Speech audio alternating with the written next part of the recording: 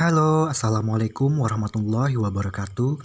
Perkenalkan, saya Yudhistira Gendis Persada, mahasiswa program studi Psikologi Islam Fakultas Usuluddin Adab dan Dakwah dari kelas 3B. Sebelumnya, saya ingin berterima kasih terlebih dahulu kepada Ibu Kiki Amalia MPC Psikolog selaku dosen pengampu mata kuliah Psikologi Industri dan Organisasi yang telah memberikan tugas video pembelajaran di kala pandemi saat ini. Langsung saja untuk tidak membuang waktu, saya akan menjelaskan materi mengenai kepemimpinan. Mungkin teman-teman sekalian sudah tidak asing ya mendengar kepemimpinan itu apa, bahkan di forum itu selalu terdengar kepemimpinan. Tapi apakah kita tahu yang dimaksud kepemimpinan itu apa? Pengertian kepemimpinan. Kepemimpinan itu adalah suatu proses mempengaruhi sekelompok orang sehingga mereka mau bekerja dengan sungguh-sungguh untuk meraih tujuan bersama dalam kelompok. Kepemimpinan ini adalah karakteristik atau ciri khas seseorang dalam mempengaruhi dan menginspirasi orang lain. Jadi sebenarnya itu kepemimpinan adalah fondasi terpenting sebuah organisasi. Kepemimpinan berbicara tentang bagaimana seseorang dapat mempengaruhi dan menginspirasi orang lain. Bagaimana seseorang bisa membuat orang lain mau belajar dan bekerja ekstra dengan ikhlas. Banyak orang bilang, kemampuan leadership itu berhubungan dengan bakat. Padahal kepemimpinan itu keterampilan yang perlu dilatih, bahkan diulang-ulang. Gak hanya dipelajari dalam teori dan belajarnya aja. Selanjutnya di sini ada pengertian kepemimpinan menurut beberapa ahli. George R. Terry mengatakan bahwa kepemimpinan adalah aktivitas mempengaruhi orang-orang supaya diarahkan mencapai tujuan organisasi. Menurut Soeharto, kepemimpinan adalah rangkaian kegiatan penataan berupa kemampuan mempengaruhi perilaku orang lain dalam situasi tertentu agar bersedia bekerja sama untuk mencapai tujuan yang telah ditetapkan. Nah, apa sih perbedaan antara pemimpin, bos, dan juga manajer? Pemimpin itu adalah seorang pribadi yang memiliki superioritas tertentu, sehingga dia memiliki kewibawaan dan kekuasaan untuk menggerakkan orang lain melakukan usaha bersama guna mencapai sasaran tertentu. Jadi, pemimpin ini adalah pionir. Artinya apa? Orang yang bersedia melangkah ke dalam situasi yang tidak diketahui. Pemimpin itu orang yang mempunyai visi yang jelas, dapat menjadi penuntun dalam melaksanakan tugas pokok dan fungsi sebagai pemimpin. Yang kedua ada bos. Bos ini adalah seseorang yang memerintahkan anak buahnya untuk bekerja tanpa mengarahkan atau mengajarkan, serta membimbing bawahannya jika terjadi kesalahan. Jadi yang ada di pikiran seorang bos itu, jika bawahan bersalah, wajib dimarahi bahkan dimaki-maki tanpa diberi pengarahan bagaimana cara melaksanakan apa yang diinginkannya. Seorang bos itu merasa bangga dan senang kalau bawahannya itu takut dan segan terhadap dia. Bahkan seorang bos itu akan merasa benar-benar menjadi seorang pemimpin dengan cara seperti yang sudah ada. Tapi sebenarnya itu adalah hal yang paling salah. Yang terakhir, manajer. Manajer ini adalah seseorang yang bekerja melalui orang lain dengan mengordinasikan kegiatan-kegiatan mereka guna mencapai sasaran organisasi. Yang terakhir, ada manajer, yaitu seseorang yang bekerja melalui orang lain dengan mengkoordinasikan kegiatan-kegiatan mereka guna mencapai organisasi. Jadi secara sederhana, manajer ini merupakan seseorang yang bertugas untuk mengatur suatu proses manajemen. Bagi kebanyakan karyawan sendiri, ternyata orang yang paling penting dalam pekerjaannya itu bukan founder ataupun CEO, melainkan manajer yang menjadi atasannya secara langsung. Lanjut, fungsi kepemimpinan. Fungsi kepemimpinan ini sendiri ada 5. Yang pertama ada perencanaan. Jadi perencanaan ini dalam kepemimpinan organisasi itu memegang semua kendali akan perencanaan yang memungkinkan organisasi untuk berjalan lancar. Perencanaan ini mencakup penafsiran tujuan dan menentukan jalur yang paling efektif untuk mewujudkan hasil. Umumnya perencanaan itu fleksibel ya, sejalan dengan para perencana yang harus mengkoordinasikan berbagai hal kepada semua tingkatan manajemen dan kepemimpinan dalam organisasi tersebut. Perencanaan juga melibatkan pengetahuan sumber daya organisasi dan masa depan tujuan organisasi tersebut. Kedua yaitu pengaturan. Pengaturan di sini fungsinya dalam kepemimpinan itu mengendalikan semua struktur organisasi. Struktur organisasi ini merupakan fondasi semuanya. Tanpa struktur ini, aktivitas keseharian dari organisasi akan sangat sulit dan bahkan mengarah pada kegagalan. Pengaturan ini melibatkan pembuatan tugas dan tanggung jawab untuk karyawan dengan keahlian khusus yang dibutuhkan untuk menyelesaikan tugas. Pengaturan ini juga melibatkan pengembangan struktur dan rantai perintah dalam organisasi tersebut. Yang ketiga ada personalia. Jadi fungsi personalia ini dalam kepemimpinan organisasi itu untuk mengendalikan semua rekrutmen dan kebutuhan karyawan dari organisasi.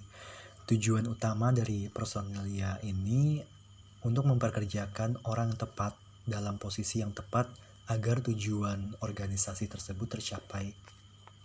Tanpa fungsi personalia ini, sebuah organisasi ataupun usaha akan gagal karena organisasi tersebut nggak didukung oleh tenaga yang sesuai untuk mencapai tujuan bersama. Keempat ada koordinasi. Koordinasi ini fungsinya adalah mengendalikan semua kegiatan pengaturan, perencanaan sampai personalia ini menjamin semua fungsi berjalan beriringan untuk kebaikan bersama.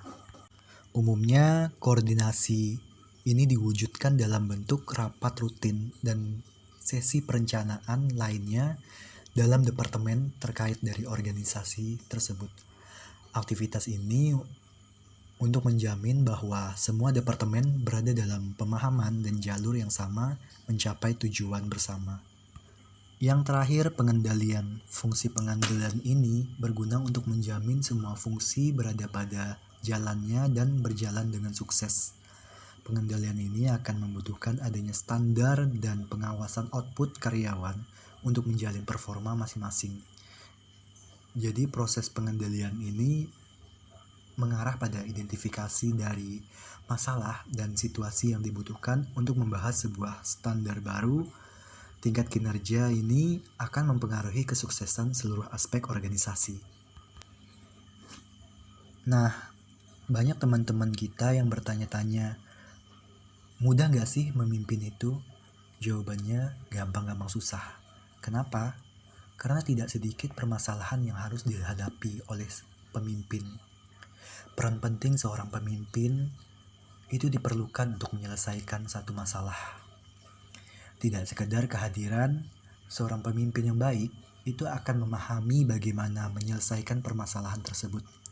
Selain itu, seorang pemimpin juga tetap mampu mendorong para bawahan atau anak buahnya untuk tetap bersemangat dalam menyelesaikan pekerjaannya. Jiwa kepemimpinan inilah yang memang tidak selalu harus dimiliki pemimpin-pemimpin di dalam sebuah perusahaan maupun organisasi. Tapi, setiap orang yang memperoleh tanggung jawab membawahi orang lain perlu meningkatkan kemampuan leadership-nya. Hal ini diperlukan untuk mengelola bagaimana sih kerjasama antara anak buah atau rekan kerja.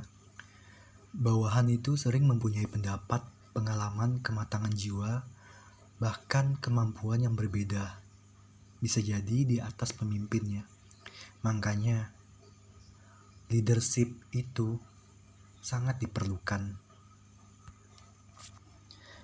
Bagaimanakah gaya kepemimpinan yang efektif? Di sini saya sudah memasukkan 6 gaya kepemimpinan. Yang pertama yaitu demokratis. Jadi, gaya ini mengadopsi seseorang pemimpin itu menjadikan anggota timnya sebagai bagian untuk mengambil keputusan. Setiap anggota tim memiliki suara yang sama bobotnya. Selain itu, pemimpin dengan gaya ini melibatkan semua anggota tim untuk mencapai goals mereka. Kedua, ada gaya autokratis. Jadi gaya ini pemimpin itu berkebalikan dengan demokratis. Mereka memutuskan segala sesuatunya sendiri tanpa meminta pertimbangan dari anggota organisasi tersebut. Selanjutnya ada gaya transformasional. Jadi pemimpin ini dia melakukan perubahan. Gebrakan yang dilakukan itu bisa berupa peningkatan kebudayaan, membalikan keadaan, kalau mereka mendapatkan keuntungan yang lebih. Jadi pemimpin dengan gaya ini, contohnya seperti Robert Smith, seorang yang melunasi utang mahasiswa seluruh kelas angkatan 2019 di Morehouse College. Selain itu ada juga Oprah. Banyak yang menyebut mereka itu dengan gaya kepemimpinan agen perubahan. Yang terakhir ada gaya transisional. Pemimpin dengan gaya ini dia tidak akan mengubah keadaan yang sudah stabil. Mereka lebih berfokus agar tim melakukan tugas sesuai dengan semestinya. Fokus lebih ditekankan untuk rencana-rencana jangka pendek. Selanjutnya, kenali hal ini sebelum kita memimpin. Hal yang harus dimiliki pemimpin itu yang pertama adalah manajemen. Seorang pemimpin harus memiliki kemampuan manajemen yang baik. Dia harus dapat merencanakan segala sesuatu secara matang. Semua rencananya juga harus berjalan sesuai rencana dan tersusun secara sistematis. Dia juga selalu harus memiliki rencana cadangan, sehingga ketika rencana sebelumnya gagal, dia punya solusi untuk mengatasinya. Kedua, ada persamaan. Jadi seorang pemimpin memang memiliki posisi yang lebih tinggi daripada bawahannya. Namun bukan berarti dia memiliki hak untuk mendominasinya. Seorang pemimpin itu harus bisa memperlakukan semua orang di sekitarnya dengan cara yang sama. Dengan demikian, semua orang akan menghormatinya dan berusaha menaati peraturan yang dibuatnya. Kemudian, bekerja sama. Seorang pemimpin harus bisa menjaga hubungan baik antara dia dan bawahannya. Dia juga harus memastikan bahwa dirinya telah menjalin kerjasama yang baik antara dirinya dan bawahannya. Selanjutnya, motivasi dan tekad. Seorang pemimpin yang baik itu harus memiliki motivasi dan juga harus memotivasi orang lain. Dia harus memiliki tekad dan keyakinan yang besar, sehingga bawahannya yakin bahwa dia dapat mengikuti perintah atasan. Selanjutnya, keterampilan berkomunikasi. Hal yang paling penting dalam seorang pemimpin yaitu dapat berkomunikasi dengan baik. Keterampilan berkomunikasi yang baik sangat diperlukan untuk menjalin hubungan yang baik antara pemimpin dan bawahannya. Yang terakhir ada antusiasme. Seorang pemimpin yang baik harus memiliki antusiasme dan semangat yang besar. Dengan demikian, orang di sekitarnya bisa terinspirasi dan termotivasi oleh semangatnya. Yang perlu kita ingat, satu hal yang wajib kita harus punya dalam menjadi pemimpin adalah mencintai diri sendiri. Dengan mencintai diri sendiri, insya Allah kita akan dapat memimpin diri kita dan orang lain. Nah, di sini di video pembahasan terakhir saya memasukkan semboyan dari Ki Hajar Dewantara, yaitu ing ngarsa sung telodo ing madya mangunkarsa tuturi handayani. Jadi pemimpin itu adalah seseorang yang memerintahkan atau mendelegasikan suatu tugas pekerjaan kepada bawahan tanpa dengan kemarahan. Jika bawahan bersalah, maka dia akan memberitahu, mengarahkan, bahkan menuntun dari belakang. Seorang pemimpin akan menjadi teladan bagi bawahan dengan prinsip tutwuri handayani, yakni mengarahkan atau menuntun dan memonitoring serta membackup karyawan dari kesalahan. Pemimpin akan bertanggung jawab apabila bawahan bersalah, dan dia akan mengarahkan bawahan tersebut dan sangat berbeda dengan bos.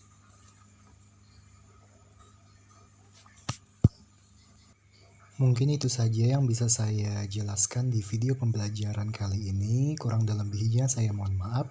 Saya pamit dan undur diri. Wabillahi taufiq wal hidayah. Wassalamualaikum warahmatullahi wabarakatuh.